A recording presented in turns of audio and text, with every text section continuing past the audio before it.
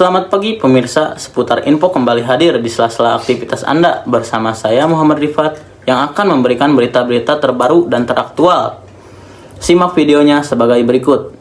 Duel El Clasico antara Real Madrid versus Barcelona tersaji di Giornada ke-11 La Liga Spanyol 2024-2025 bermain di Estadio Santiago Bernabeu Senin 27 Oktober dini hari waktu Indonesia Barat. Kedua tim punya modal bagus setelah sama-sama meraih kemenangan meyakinkan di ajang Liga Champions Eropa tengah pekan lalu.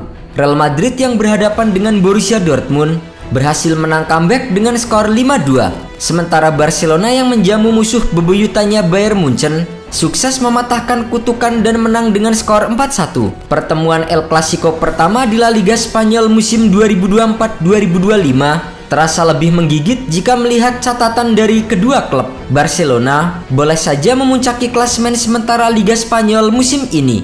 Namun, Real Madrid masih bisa berbangga diri dengan catatan tak terkalahkan dalam 10 laga awal. Saat kedua tim bersua di Stadion Santiago Bernabeu, tuan rumah menunjukkan keinginan besar untuk segera menguasai laga. Mengandalkan formasi 4-4-2, Carlo Ancelotti mengandalkan duet Kylian Mbappe dan Vinicius Junior di lini depan. Sementara itu Jude Bellingham, Fede Valverde hingga Eduardo Camavinga menjadi andalan di lini tengah. Di sisi lain, Barcelona bersama dengan pelatih Hansi Flick menurunkan formasi 4-2-3-1. Tampil di El Clasico pertamanya, Flick mengandalkan Robert Lewandowski sebagai ujung tombak dan trio Rafinha, Fermin Lopez serta Lamine Yamal sebagai pendukung serangan. Hasilnya, Madrid yang tampil di hadapan pendukung sendiri langsung tampil menyerang untuk mencetak gol pembuka. Kylian Mbappe yang memainkan debutnya di El Clasico tahu betul sorotan kepadanya sangatlah tajam pada laga kali ini. Kesempatan untuk Kylian Mbappe pun terus berdatangan meski ia masih belum memaksimalkan kesempatan.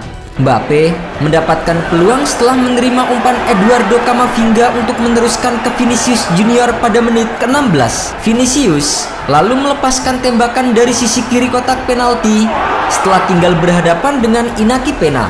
Namun, hakim garis telah lebih dulu mengangkat bendera dan Vinicius ikut melewatkan targetnya. Pada menit ke-31, Lucas Vazquez melepaskan umpan mendatar yang diterima Mbappe dengan baik di kotak penalti lawan.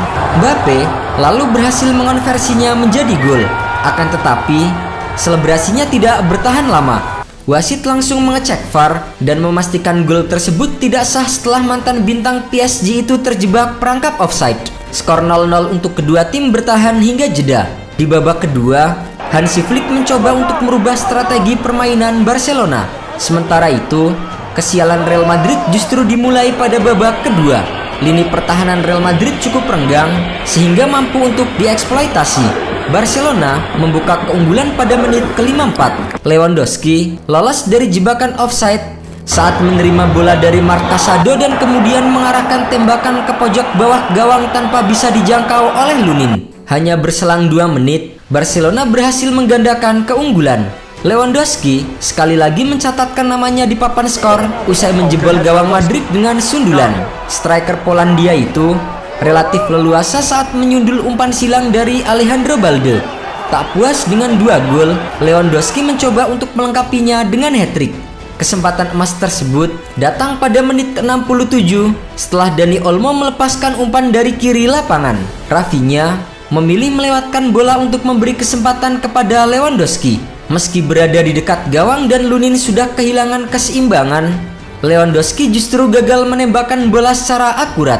Usai kebobolan 2 gol cepat, Madrid menaikkan intensitas serangan. Kylian Mbappe mendapatkan peluang, akan tetapi tembakannya masih mengarah tepat ke Pena. Mbappe berhasil menjebol gawang Barcelona usai menaklukkan Pena dengan tembakan ke arah tiang jauh. Namun lagi-lagi, pemain timnas Prancis itu berada dalam posisi offside. Bukannya mencetak gol ketertinggalan, Madrid justru kembali kebobolan. Kali ini lewat aksi dari Lamine Yamal. Mendapatkan umpan dari Rafinha, Yamal menggiringnya sejenak, lalu melepaskan tembakan dari dalam kotak penalti yang gagal diantisipasi oleh Lunin.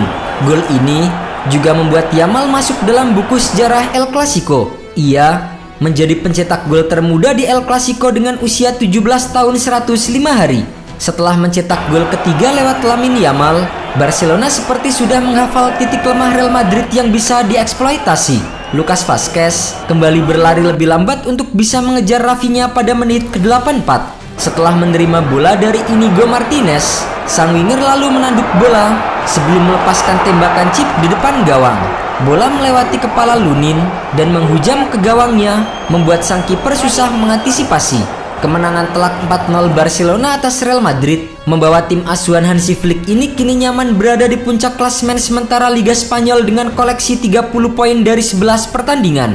Real Madrid harus gigit jari karena tertinggal 6 poin dari sang rival abadi dan harus waspada dari kejaran tim urutan ketiga Villarreal. Barcelona tampil mengerikan bersama dengan pelatih baru mereka Hansi Flick musim ini.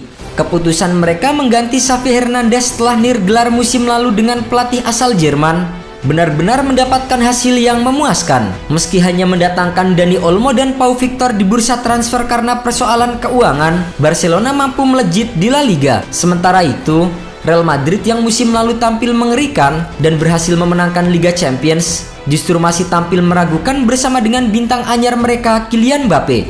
Kapten timnas Prancis itu belum bisa menjadi mesin gol yang diharapkan para pendukung El Real sejauh ini. Mbappe masuk ke pertandingan dengan catatan 8 gol dalam 13 penampilan untuk Real Madrid musim ini. Ia juga memiliki rekor mengesankan dengan mencetak 6 gol dalam 4 pertandingan melawan Barcelona saat bermain di Paris Saint-Germain. Pemain depan Real Madrid itu justru 2 kali dinyatakan offside saat mencetak gol di babak kedua. Yang lebih mencengangkan, Mbappe terperangkap offside 6 kali dalam 30 menit pertama pertandingan melawan Barcelona. Mbappe berusaha memanfaatkan kecepatannya, akan tetapi pertahanan Barcelona selalu berhasil menghalanginya.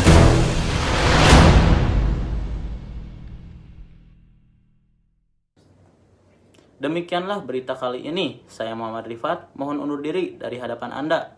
Terima kasih dan selamat pagi.